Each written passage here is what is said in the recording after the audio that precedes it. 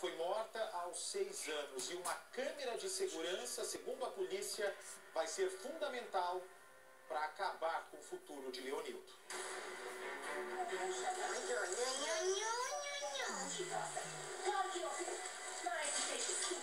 Essa é uma das lembranças físicas registradas de Tabata. As cenas mostram uma criança brincando inocentemente e sem ter a menor ideia que cruzaria pelo caminho dela um maníaco frio e cruel.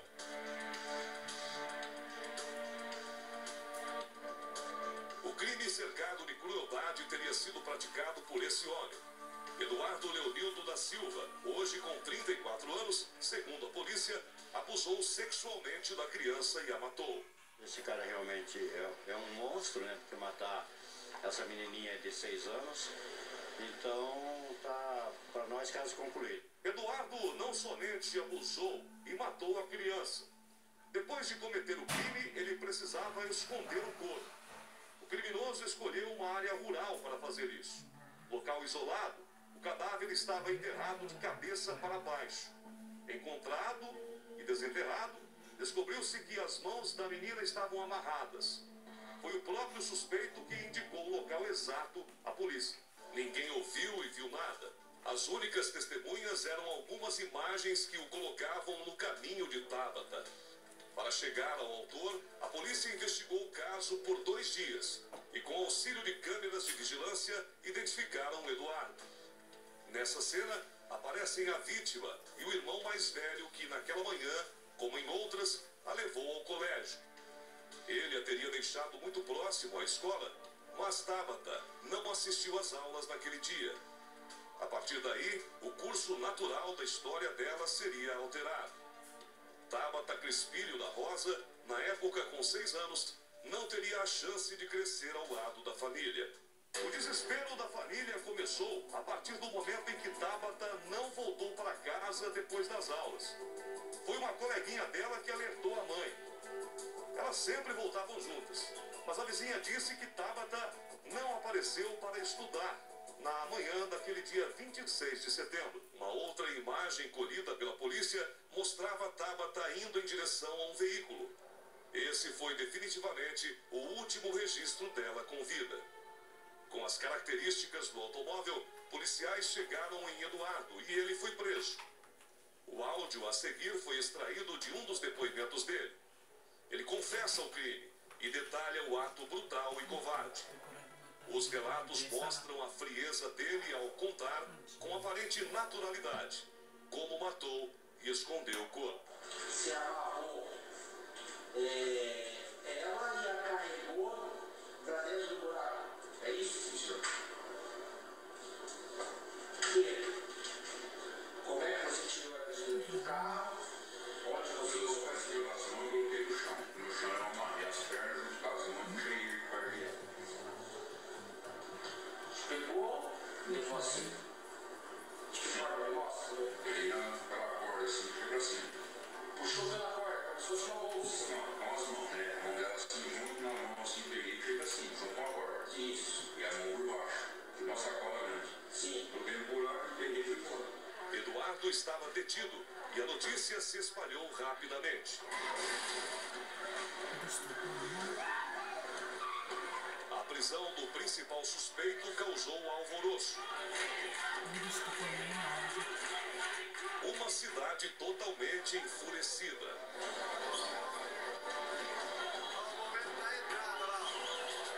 Dezenas de pessoas foram às ruas.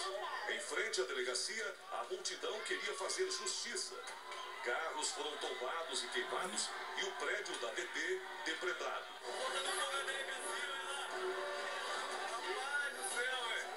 Na carceragem, presos também se rebelaram. Nem mesmo os detentos aceitavam um crime como esse. Os ânimos só se acalmaram depois da chegada de muito reforço e a dispersão das pessoas. O que sobrou foi um rastro de destruição, mas que ia muito além dos carros e do prédio da delegacia.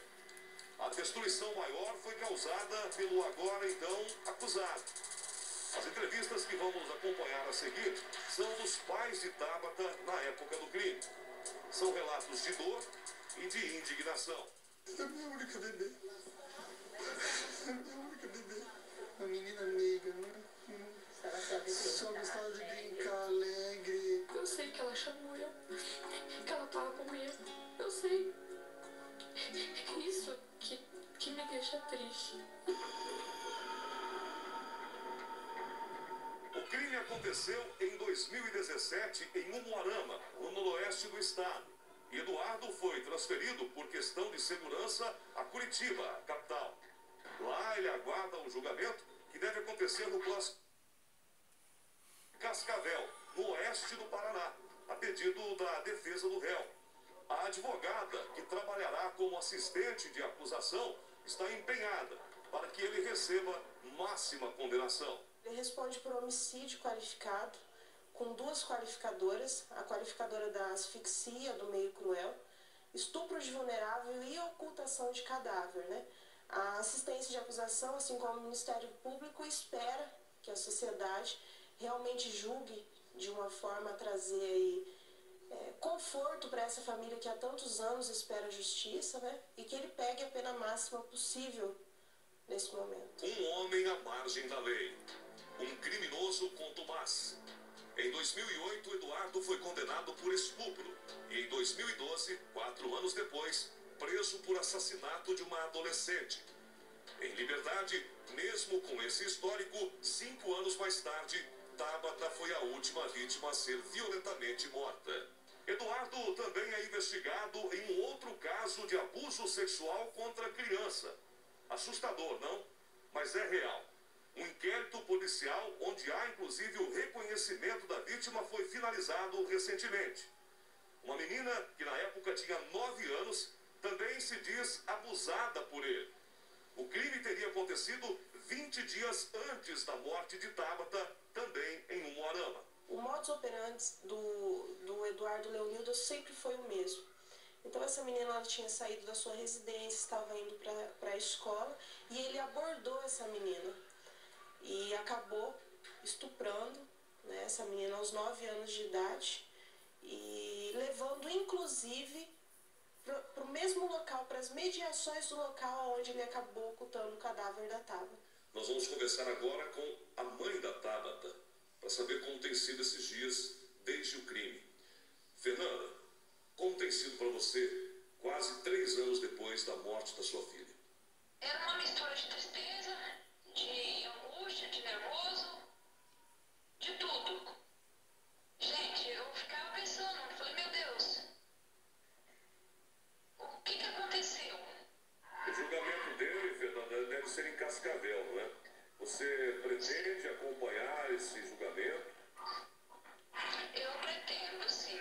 Apesar dos dias difíceis que tem passado, com lucidez, Fernanda fala sobre a sentença que espera para o homem que matou a filha dela.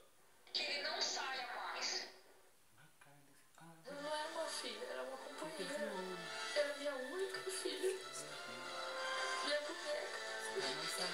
Eu deixava de pagar minhas contas pra comprar o que ela queria. Atenção, Brasil, cadê as imagens?